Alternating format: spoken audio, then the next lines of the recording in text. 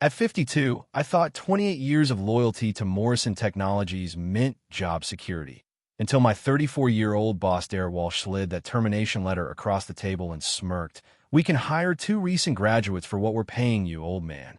3 weeks later, when his desperate calls started flooding my phone begging me to save the company from total collapse, I realized he was about to learn exactly what this old man was truly worth. My name is Robert Maxwell, and watching Derek Walsh destroy my career taught me that some people mistake kindness for weakness. 28 years I'd given Morrison Technologies, starting as a junior developer when the company had 12 employees and building every major system they relied on. I trained countless newcomers, worked weekends without complaint, and never once asked for recognition beyond my paycheck. Derek arrived 6 months ago with his fancy MBA and immediately started making changes. During his first team meeting, he looked around the room and announced his vision for a younger, more energetic workforce. His eyes lingered on me and the three other developers over 45. We all felt it, but nobody said anything. That's how these things start. Small comments that seem harmless until you realize they're building a case against you. The writing was on the wall when Derek hired 3 recent college graduates and assigned them to shadow our senior team. Knowledge transfer, he called it, but I knew better. These kids were eager and smart, but they had no idea how our legacy systems actually worked. When 22-year-old Tyler asked me to explain our customer authentication process, I spent hours showing him the security layers I'd built over decades. He nodded along, taking notes, but I could see the confusion in his eyes. "Why is it so complicated?" Tyler finally asked. "Because simple systems break easily," I replied. "What looks complicated to you prevents million-dollar security breaches." Derek overheard this conversation and pulled me aside later. "Robert, we need to modernize. These legacy systems are holding us back. Maybe it's time to simplify things." I tried explaining why our systems were designed the way they were, the failed attacks we prevented, the scalability challenges we'd solved, the regulatory requirements we had to meet. Derek listened with that polite smile managers use when they've already made up their minds. 3 weeks later, Jennifer from HR scheduled a meeting with me. No agenda, no explanation, just Derek wants to discuss some organizational changes. I knew what was coming, but 28 years of loyalty made me hope I was wrong. The conference room felt cold despite the afternoon sun streaming through the windows. Derek sat across from me with a folder in front of him, Jennifer beside him with her laptop open. Neither would make eye contact. "Robert, we've been evaluating our staffing needs," Derek began, his voice steady but his hands fidgeting with a pen. "The company is moving in a new direction, and we need to make some difficult decisions." He slid the folder across the table. Inside was a termination letter and a severance package offering 8 weeks pay after nearly 3 decades of service. "We can hire 2 recent graduates for your current salary," Derek continued, finally meeting my eyes. "Nothing personal, just business optimization." I read through the paperwork carefully while they watched. The silence stretched uncomfortably until I looked up and asked the question I already knew the answer to. "Is this about my age, Derek?" His jaw tightened slightly. "This is purely a financial decision based on market rates and skill alignment." But I'd heard him joke about putting the dinosaurs out to pasture just last week during a management meeting. I'd also seen his Slack messages about building a fresh, young team that could adapt to modern development practices. What Derek didn't realize was that I'd been quietly documenting every age-related comment he'd made over the past 6 months, and I wasn't planning to disappear quietly into the night. I spent my first week of unemployment doing something Derek would never expect. I studied employment law. 3 different attorneys told me the same thing. Age discrimination cases are hard to prove without clear evidence. Offhand comments and jokes wouldn't be enough, especially against a company with good lawyers. But Derek had been sloppy with his bias, and I'd been careful with my documentation. Every inappropriate comment, every joke about old-school thinking, every suggestion that younger employees were more adaptable, I had it all saved in a private folder with dates and witnesses. My friend Marcus, who still worked in the IT department, called me Thursday morning with news that made my coffee taste better. "Robert, you need to hear this," he whispered into the phone. The customer portal crashed yesterday afternoon, and it's still down. Derek's been running around like a chicken with his head cut off. I wasn't surprised. The authentication system I designed had multiple security layers that required specific protocols to restart safely. I tried to document these procedures years ago, but management always said comprehensive documentation was low priority. Tyler and the other new hires have been staring at code printouts for 12 hours, Marcus continued. They keep asking where the system documentation is. Derek told them to figure it out. 47 minutes later, my phone rang. Derek Walsh. I let it go to voicemail and listened to his message while sitting on my back porch. Robert, we have a small technical issue with the customer portal. The new team is working on it, but they could use some guidance on the authentication protocols. Could you give me a call when you get this? Thanks.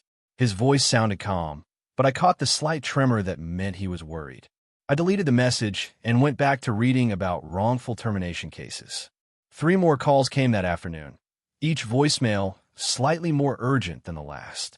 By evening, Derek's professional mask was slipping. Robert, this is getting serious. We've lost access to customer data for major clients.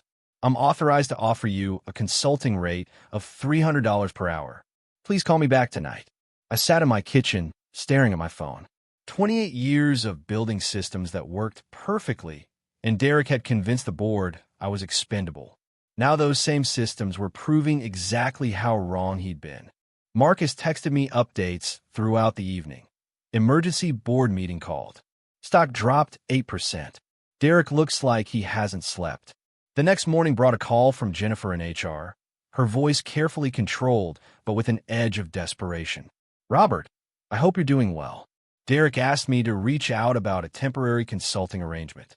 The company is prepared to offer $400 per hour, minimum 8-hour engagement, to help resolve some technical issues. I'll think about it, I said, knowing I wouldn't. After I hung up, I opened my laptop and started drafting an email to Sandra Pierce, the CTO of Technova Solutions. I'd met Sandra at industry conferences over the years, and she'd always spoken respectfully about experience and mentorship in technology. Derek had made a fatal mistake when he assumed my value was tied to my age rather than my expertise. While he scrambled to fix systems he didn't understand, I was about to discover just how much the competition valued what I'd built. My phone buzzed with another text from Marcus. CEO just walked into Derek's office. Doors closed, but voices are getting loud. I smiled and continued typing my email to Sandra, realizing that Derek's business optimization was about to teach him an expensive lesson about the true cost of experience. Derek's desperation reached a breaking point when Morrison's biggest client threatened to walk away forever. Sandra Pierce responded to my email within 2 hours, and her message made me realize that Derek's biggest mistake wasn't firing me. It was underestimating what I knew about Morrison's weaknesses. Robert, I've been following Morrison's situation with great interest, Sandra wrote. Their current crisis presents unique opportunities for both of us. Can we meet tomorrow? I drove to Technova's headquarters feeling curious about what Sandra had in mind. Their building was modern and impressive, with an open workspace that buzzed with focused energy. Sandra met me in her corner office, which overlooked the city's tech district. Let me be direct, Sandra said, closing her laptop to give me her full attention. We want to hire you as our Chief Technology Officer. 25% salary increase, full benefits, equity options, and complete autonomy over your technical decisions. The offer was generous, but Sandra wasn't finished. There's something else you should know, she continued, lowering her voice. We've been developing a customer management platform to compete directly with Morrison's system. Your insider knowledge of their technical architecture would be invaluable. I felt a mix of excitement and concern. What about non-compete agreements and ethical considerations? Sandra smiled knowingly. Our legal team reviewed Derek's handling of your termination. Age discrimination violates your employment contract, which makes your non-compete clause void. You're free to work wherever you choose. Meanwhile, my phone kept buzzing with increasingly frantic messages from Derek. His latest voicemail mentioned that Morrison's board was questioning his leadership and that they were considering all options to resolve the crisis. That evening, Marcus called with an update that made me laugh out loud. Derek hired an emergency consulting firm for $50,000, Marcus reported. They spent 2 days analyzing your code and told him they need the original architect to fix it properly.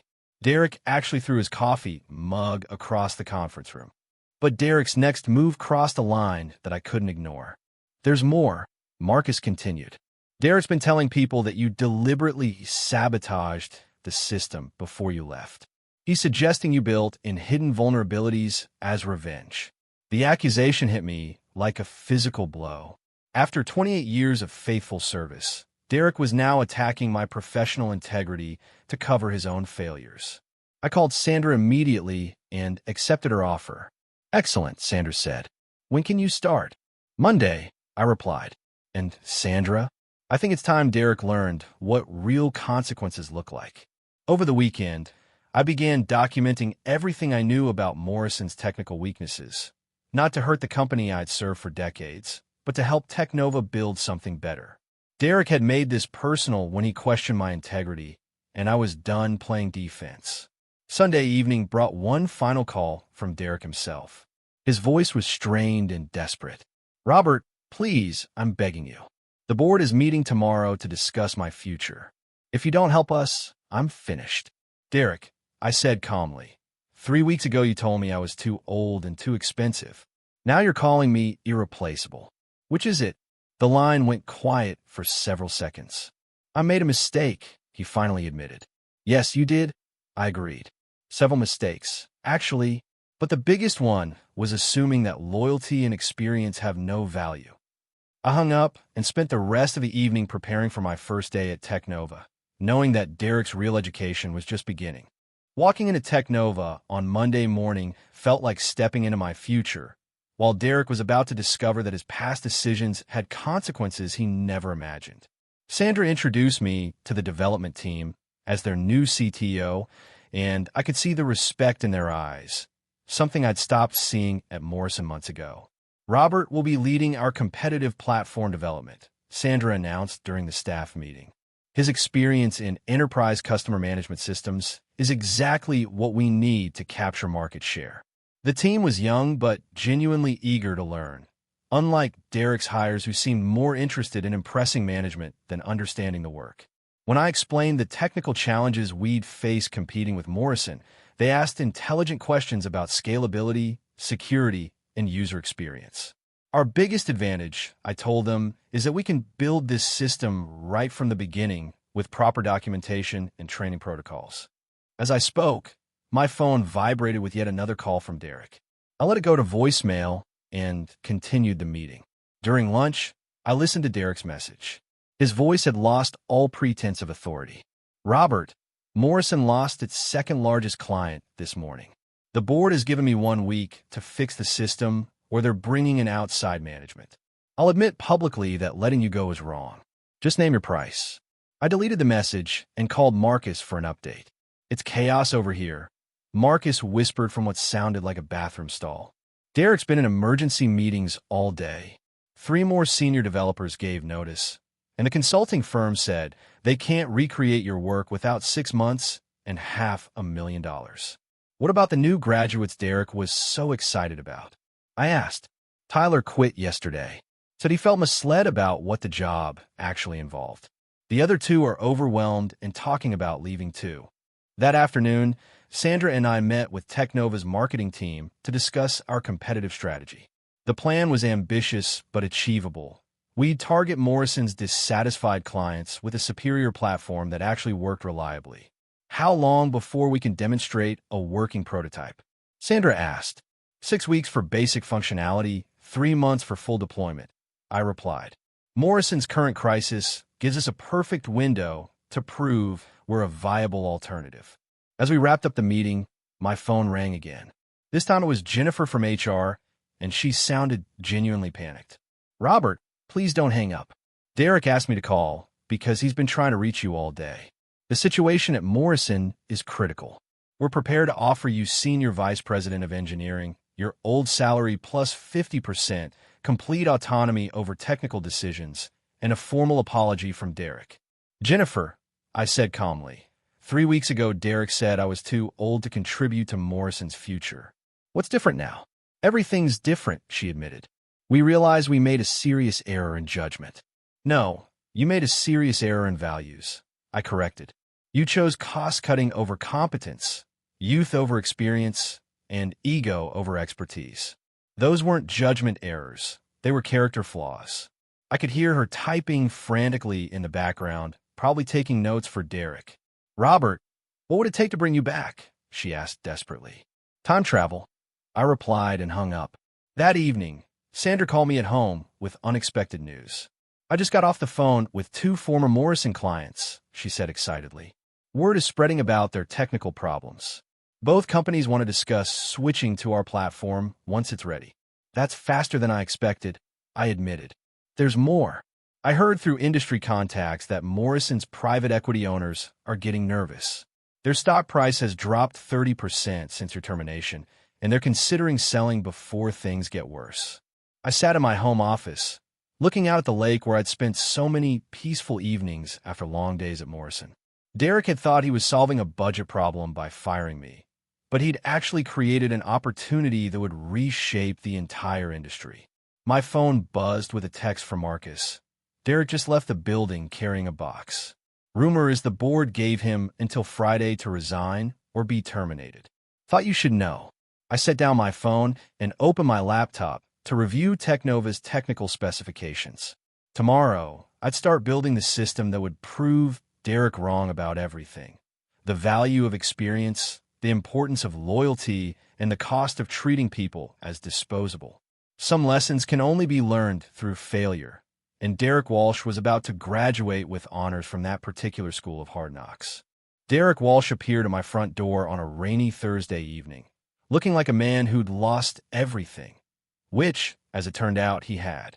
His expensive suit was wrinkled, his designer glasses were crooked, and for the first time since I'd known him, Derek looked every bit his age. Robert, I need to talk to you, he said, his voice barely above a whisper. Can I come in? I stepped aside and let him enter my living room, curious to see how low he was willing to go. Derek sat heavily in my chair, running his hands through his disheveled hair. Morrison's board fired me this morning, he announced without preamble. Effective immediately. No severance, no recommendations, nothing. I poured myself a glass of water and sat across from him, saying nothing. Sometimes silence is the most powerful response. The whole company is falling apart, Derek continued. 4 more major clients canceled their contracts this week. The stock price hit rock bottom. The private equity firm is demanding answers that nobody can give them. He looked up at me with desperate eyes. They want to know how one terminated employee could cause this much damage. I didn't cause any damage, I replied calmly. I simply stopped preventing it. Derek's face flushed red. You could have helped us transition. You could have documented your systems properly. You could have trained the new team instead of letting us fail. His accusation revealed everything wrong with his character. Even now, facing the consequences of his own decisions, Derek was trying to blame someone else. Derek, let me tell you what really happened, I said, setting down my glass. You fired me because you thought experience was expensive and youth was cheap. You never asked me to document the systems. You told me documentation was busy work. You never wanted me to train the new team. You wanted them to replace me. I stood up and walked to my window, looking out the lake. You made every decision based on short-term cost savings, and long-term thinking never entered your mind. Okay, you're right, Derek admitted, his voice cracking. I was wrong about everything. But people are losing their jobs because of this mess. Good people who had nothing to do with my decisions. That hit differently than his other arguments, because it was true. Morrison employed over 300 people, most of whom were decent workers caught in the crossfire of Derek's poor leadership. What do you want from me? I asked, turning back to face him. Help me save the company, Derek pleaded. Come back as Chief Technology Officer. I'll resign publicly and recommend you as my replacement. You can fix this. For a moment, I almost felt sorry for him. Derek had destroyed his own career through arrogance and short-sighted thinking. But watching him beg was uncomfortable. Derek, even if I wanted to help Morrison, it's too late, I explained. The damage goes beyond technical problems. You've lost client trust, employee confidence, and market credibility. Those things can't be fixed with code. Derek's shoulders sagged as the reality of his situation sank in. So that's it? You're just going to let everything burn? I'm not letting anything burn, I corrected. I'm building something better.